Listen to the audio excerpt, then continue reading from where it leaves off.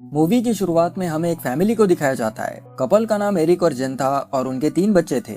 एक का नाम मैक्स, दूसरे का एम्मा और तीसरे का टेलर था। वही एम्मा आज के डिनर को लेकर काफी परेशान थी क्योंकि उसे आज शाम एक पार्टी में जाना था। दूसरी ओर हम टेलर को देखते हैं जो ज्यादा किसी से बात नहीं करता था, फिर भी वो आज अपने फैमिली के साथ बैठा हुआ था क्योंकि उसके मॉम डैड एक बड़ा अनाउंसमेंट करने वाले थे। वही मैक्स को दिल ही दिल में लग रहा था कि आज कुछ बुरा होने वाला है और सेम वैसा ही होता है जिसका उसे डर था।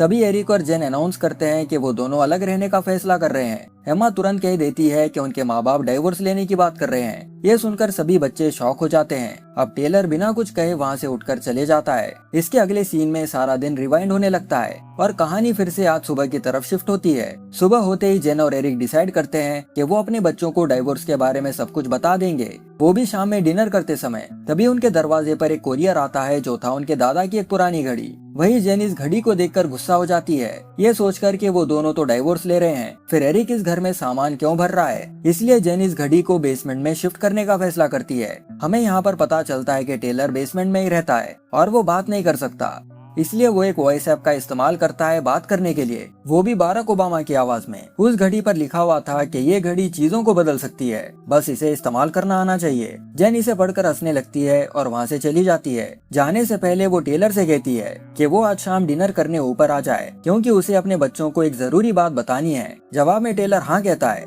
जब जेन मैक्स को लेकर बाहर जा रही होती है तो मैक्स शिकायत करता है कि टेलर की लाइफ कितनी मस्त है, वो सारा दिन बेसमेंट में रहकर गेम्स खेलता है और कोई उसे कुछ नहीं बोलता। बदले में जेन जवाब देती है कि टेलर बचपन से ही ऐसा है, वो किसी को टच करने नहीं देता और ना ही किसी को ठीक से बात करता है। जेन मैक्स को ये भी बताती है कि टेलर काफी होशियार है और वो अपने दादा की घड़ी ठीक करने की कोशिश कर रहा है। पेशे से जेन एक जिम चलाती है। जब जिम का सेशन खत्म होता है तो जेन से मिलने उसका एक स्टूडेंट रिचर्ड आता है जो एक लॉयर था। वो अब जेन को इम्प्रेस करने की कोशिश करता है। तभी उस जगह पर एक एक्सीडेंट होता है। एक लड़का बीच सड़क पर दौड़ने जाकर बाल बाल बच जाता है। जेन को ऐसा लगता है जैसे वो लड़का टेलर था, इसलिए वो ज्यादा ना सोचते हुए सीधा घर की तरफ भागती है। कुछ समय बाद टेलर घर आता है मगर वो जेन के किसी भी सवाल का जवाब नहीं देता। तभी जेन नोटिस करती है कि टेलर ने अपने दादा की घड़ी ठीक कर दी है। कुछ समय बाद जेन और एरिक अपने थेरेपिस्ट से मिलने जाते हैं। एरिक अपने थेरेपिस्ट को बताता है कि वो अपनी बीवी से परेशान है, वो लॉयल नहीं है और ना ही उसे एरिक में कोई इंटरेस्ट है, इसलिए उनका सुलह होना तो नामुमकिन है। उनके लिए बेहतर यही है कि वो दोनों अलग हो जाए और अपनी जिंदगी सुकून से जिए। इसके बाद जेन रिचर्ड से मिलने एक रेस्टोरेंट में जाती है और उसे मैरिज का फॉर्म भरने को कहती है, लेकिन रिचर्ड को इसमें कोई दिलचस्पी नहीं थी। वही रिचर्ड बात बात पे जेन पर लाइन मारने की कोशिश करता है। तभी जेन नोटिस करती है कि खाने की वजह से उसका मुंह सूज गया है, मतलब उसे एलर्जी थी। रिचर्ड अब जेन को बताता है कि उसके कार में एक इंजेक्शन है, इसलिए वो उसे लाने को कहता है। हिचकिचाते हुए जेन किसी तरह उसे वो दवाई इंजेक्ट कर देती है और गलती से वो सिरिंज अपने जेब में रख लेती है। उसी वक्त एम्मा जेन को फोन करके बताती है कि टेलर कहीं मिसिंग हो गया है। अब जेन इतनी घबरा जाती है कि वो सब कुछ छोड़कर सीधा अपने घर की तरफ भागती है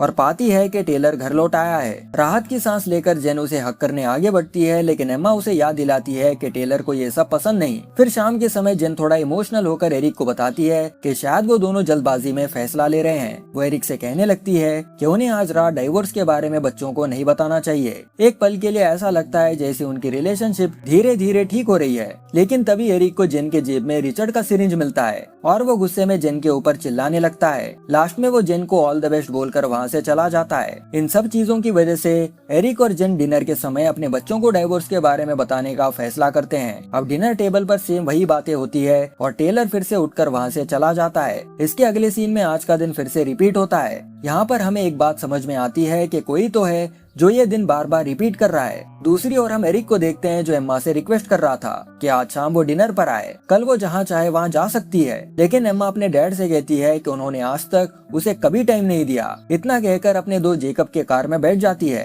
वो उसे बताती है कि वो आज पार्टी में नहीं आ सकती। जेकब गुस्से में आकर उस पर एक ताना मारता है। कुछ समय बाद एम्मा नोटिस करती है कि जेकब एक दूसरी लड़की पर लाइन मार रहा है। अब थिएटर के रिहर्सल के समय डिलन नाम का उसका एक पार्टनर उसे प्रैक्टिस के लिए बुलाता है। तभी एक टीचर आकर एम्मा को बताती है कि उसे उसकी माँ का फोन आया है और उसके घर पर कुछ इमरजेंसी है। अब एम्मा फट से घर पर जाती है मगर घर पर कोई नहीं होता। घर पर टेलर अकेला ही था और कोई नहीं। अब यहाँ पर टेलर इस मूवी का सबसे बड़ा ट्विस्ट रिवील करता है। इस बार वो अपने वॉइस ऐप के थ्रू एम्मा को बताता है कि उसे एम्मा की जरूरत है क्योंकि आज शाम डिनर के समय मॉम डैड डाइवोर्स के बारे में उन्हें बताने वाले हैं। वो ये भी बताता है कि उनके दादा की घड़ी टाइम को पीछे ले जा सकती है। वो भी 12 घंटे पास्ट में। उसे इसके बारे में पहले ही दिन पता चल गया था। उसके हिसाब से आज का दिन 33 बार रिपीट हो चुका है। उसे ये भी पता है कि आगे क्या होने वाला है और एमा क्या कहने वाली है। अब एमा जैसे ही कुछ बोलती है उससे पहले टेलर वो बात उसे बता देता है, जिसके चलते एमा को भी उसकी बातों पर यकीन करना पड़ता है। एमा को अब एहसास होता है कि उसका भाई जो कभी किसी से बात नहीं करता वो एक लूप में फंसा हुआ है, वो भी अपने मॉम डैड के शादी को बचाने के लिए। लेकिन एमा उसकी मदद करने से मना कर देती है।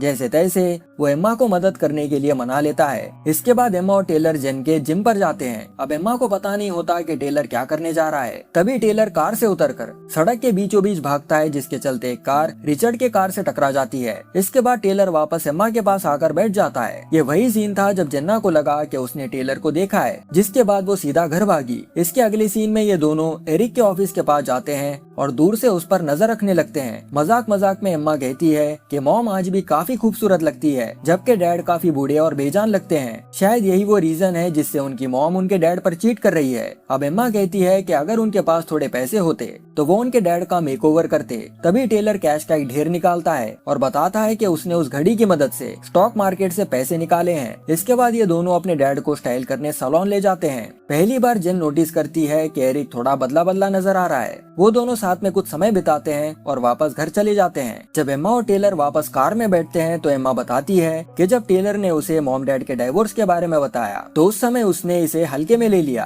क्योंकि वो दूसरों के इमोशंस को और लाइफ को कंट्रोल नहीं कर सकती। वो ये भी बताती है कि वो अपने माँ बाप के बिना अपने लाइफ को इमेजिन भी नहीं कर सकती। इसके थोड़ी देर बाद वो रिचर्ड की कार के पास जाकर उसका इंजेक्शन चुरा लेते हैं। एम्मा ये समझ बैठती है कि टेलर शायद रिचर्ड को जान से मारने की कोशिश कर रहा है, क्योंकि इंजेक्शन के बिना रिचर्ड की मौत तय है। इसलिए वो टेलर से कहती है कि उन्हें रिचर्ड को नुकसान पहुंचाने के बजाय जेन की सोच को बदलना चाहिए। इस काम को अंजाम देने के लिए वो दोनों डिलेन की मदद लेते हैं, जो एक कॉस्ट्यूम पहनकर जेन के आगे भविष्यवाणी करता है कि उन्हें अपने रिश्ते को थोड़ा टाइम देना चाहिए और जल्दबाजी करने से अक्सर रिश्ते खत्म हो जाते हैं। इसलिए जेन को अपने पास्ट को भूलकर फ्यूचर के बारे में सोचना चाहिए। उस शाम एरिक अपने बच्चों को बताता है कि डिनर पर कोई अनाउंसमेंट नहीं होने वाला, वो बस अपने फैमिली के साथ अच्छे से डिनर करना चाहता है। तभी एरिक डिलेन को नोटिस करता है और पूछता है कि वो लड़का जेन के आगे पीछे क्यों घूम रहा था। एम्मा घबराकर ये बोल देती है कि ये दरअसल उसी का प्लान था, अपने माँ बाप के रिश्ते को बचाने का। उसे उनके डाइवोर्स प्लान के बारे में पहले से ही पता था। गुस्से में एम्मा रिचर्ड के बारे में भी बात छेड़ती है, जिससे उनका डिनर पूरी तरह खराब हो जाता है। तभी एरिक अनाउंस करता है कि वो दोनों डाइवोर्स लेने वाले हैं और ये उनका फाइनल डिसीजन है। अगले सीन में ये लूप फिर से रिपीट होता है। बाद में एरिक जब बेसमेंट में जाता है तो पाता है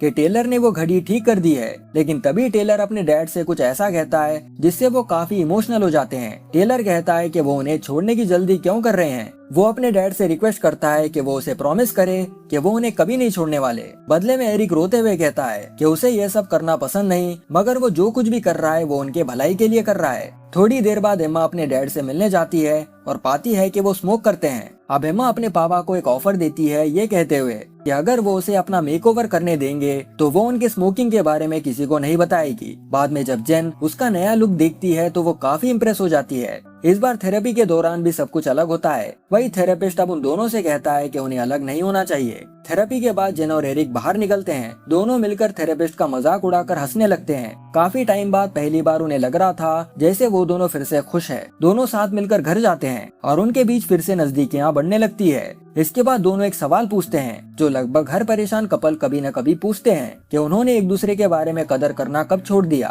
एरिक कहता है कि हार मान लेना हमेशा आसान नहीं होता और बेसिकली एंट्रोपी भी इसी तरह काम करती है। जेन धीरे से पूछती है कि क्या कोई ऐसा तरीका है जिससे वो दोनों दोबारा अपने रिश्ते को ठीक कर सकते हैं। थोड़ी देर बाद एरिक अपने नए बैचलर अपार्टमेंट को देखने जाता है। उसकी रियल्टर डेवॉन दरवाजा खोलती है, लेकिन अंदर पूरा अपार्टमेंट बिखरा पड़ा था। ये भी बच्चों की हुई हरकत थी। एरिक बस वहाँ खड़ा होकर सोचता है कि वो आखिर क्या कर रहा है। घर लौटने के बाद एरिक आखिरकार वो बात बताता है जो पूरी स्टोरी को और उलझा देती है। वो कहता है कि टेलर के पैदा होने के बाद से उसे अपने ही घर में एक अजनबी जैसा महसूस होता था। वो कभी टेलर के साथ प्रॉपरली कनेक्ट नहीं हो पाया और धीरे धीरे जेन के साथ भी उसका कनेक्शन कम होता गया। पिछले कई महीनों से उसने भी घर वालों की परवाह करना छोड़ दिया, लेकिन आज कुछ बदला बदला सा लग रहा है। अब उसे समझ आ गया था कि वो अपनी फैमिली के बिना जिंदा नहीं रह सकता। फिर एम्मा को पार्टी में जाने की परमिशन भी मिल जाती है, जिससे वो काफी खुश हो जाती है। लेकिन सच बात यह है कि वो पार्टी में जाना ही नहीं चाहती। वो इसलिए खुश है क्योंकि आखिरकार मॉम और डैड के बीच सब कुछ ठीक हो रहा था, लेकिन तभी एक मैसेज सब कुछ बर्बाद कर देता है। एरिक को रियल्टर का मैसेज आया था कि एरिक का नया बैचलर अपार्टमेंट रेडी है। इस चीज से जेन का भरोसा एक ही सेकंड में टूट जाता है। अगली बार जब वही दिन रिपीट होता है तो ये सीक्रेट मैक्स तक पहुंच जाता है। मैक्स उन सबको प्लानिंग करते हुए पकड़ लेता है, इसलिए एम्मा तुरंत घड़ी को पीछे कर देती है।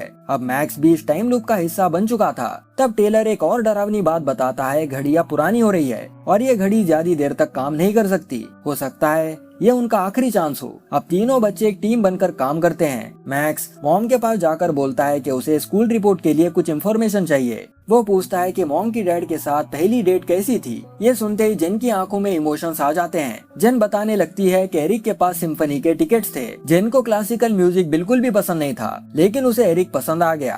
कंसर्ट हॉल के बाहर एक ट्रक स्नैक्स बेच रहा था और जेन को आज भी उसका पहला बाइट याद है। फिर उसी समय वहाँ पर बर्फ गिरने लगी, जबकि उनके शहर में कभी बर्फ नहीं पड़ती। जेन कहती है कि वो एक मैजिकल मोमेंट था। ऐसा लग रहा था जैसे एरिक ही उसका फ्यूचर हस्बैंड होने वाला है। मैक्स तुरंत अपने सिबलिंग के पास वापस जाता है और सिर्फ 3 शब्द दोहराता है, यानी सिम्फनी, स्नो और स्नैक्स वाला ट्रक। इसके बाद ये तीनों बच्चे एरिक के बैचलर अपार्टमेंट को तहस नहस कर देते हैं। वही मैक्स रिचर्ड का फोन ले लेता है ताकि वो उनके प्लान में इंटरफियर ना कर सके, और वही टेलर अपने वॉइस ऐप से डेवॉन को कॉल करता है और उसे यकीन दिला देता है कि वो एक्चुअली बाराक ओबामा है, ताकि डेवॉन बिजी रहे। फिर वो मोमेंट आता है जिसके लिए ये सब किया जा रहा था। जेन और एरिक एक ऐसी जगह पहुँचते हैं जहाँ पर क्लासिकल म्यूजिक बज रहा था और पास में स्नैक्स का ट्रक भी था। दोनों एक दूसरे को शक की नजर से देखते हैं और सोचते हैं कि ये सब किसने अरेंज किया। दोनों स्नैक्स खाते हुए पुरानी यादों को याद करते हैं। अब एरिक बताता है कि उनकी फर्स्ट डेट पर वो इतना ज्यादा नर्वस था कि वो कुछ खा भी नहीं पाया। इसके बाद वहाँ पर बर्फ गिरना शुरू हो जाती है। बर्फ असली नहीं थी, लेकिन जो फीलिंग वो क्रिएट कर रही थी वो बिल्कुल रियल थी। स्नो में खड़े होकर एरिक फाइनली वो बात कहता है जो बच्चे इतने टाइम से सुनना चाहते थे।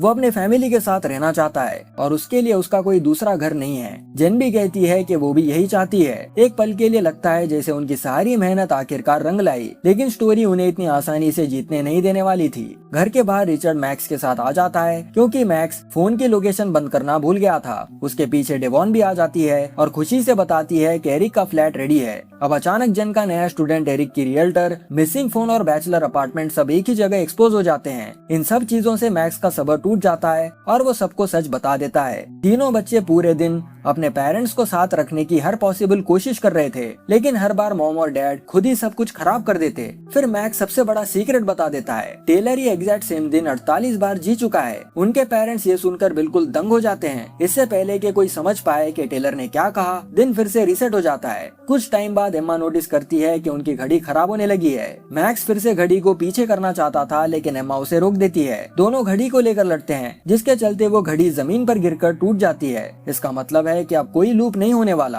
गुस्से में एम्मा मैक्स पर चिल्लाती है और कहती है कि इसी वजह से वो हमेशा उससे दूर रहती है। थोड़ी देर बाद एम्मा नीचे आती है जहाँ पर मैक्स जोर से म्यूजिक बजा रहा था, लेकिन इस बार वो लड़ने नहीं आई थी, बल्कि वो मैक्स से सॉरी बोलकर कहती है कि उन दोनों को साथ मिलकर कुछ बनाना चाहिए। दोनों एक सॉन्ग लिखना शुरू करते हैं। एम्मा लिरिक्स लिखती है और मैक्स म्यूजिक बनाता है। पहली बार ये सिबलिंग्स बिना किसी ट्रिक के और बिना दिन को बदले एक साथ कुछ कर रहे थे। फिर मूवी का सबसे खूबसूरत सीन आता है। जेन और एरिक को बुलाया जाता है और उन्हें बैठने के लिए कहा जाता है। एम्मा उन्हें कपल की स्टोरी सुनाना शुरू करती है, एक ऐसे कपल की जिनके पास सब कुछ है बस एक दूसरे के अलावा। और आज के दिन वो कपल भी नहीं रहेंगे क्योंकि उन्हें समझ ही नहीं आ रहा था कि उन्हें साथ में कैसे रहना है। फिर मैक्स गिटार बजाते हुए गाना शुरू करता है। गाने में वो बताता है कि मॉम और डैड साथ नहीं रहना चाहते, जबकि सब लोग बार बार कह रहे हैं कि आज के दिन को बदला नहीं जा सकता। गाने के एंड में एम्मा एक ऐसी लाइन बोलती है जो दोनों पेरेंट्स के दिल को छू जाती है। वो कहती है कि काश कोई एक ऐसा मोमेंट होता जो सब कुछ बदल देता, एक ऐसा मोमेंट जो उनके वेडिंग रिंग्स को फिर से मजेदार बना देता। एरिक के पास कहने के लिए कुछ नहीं बचता।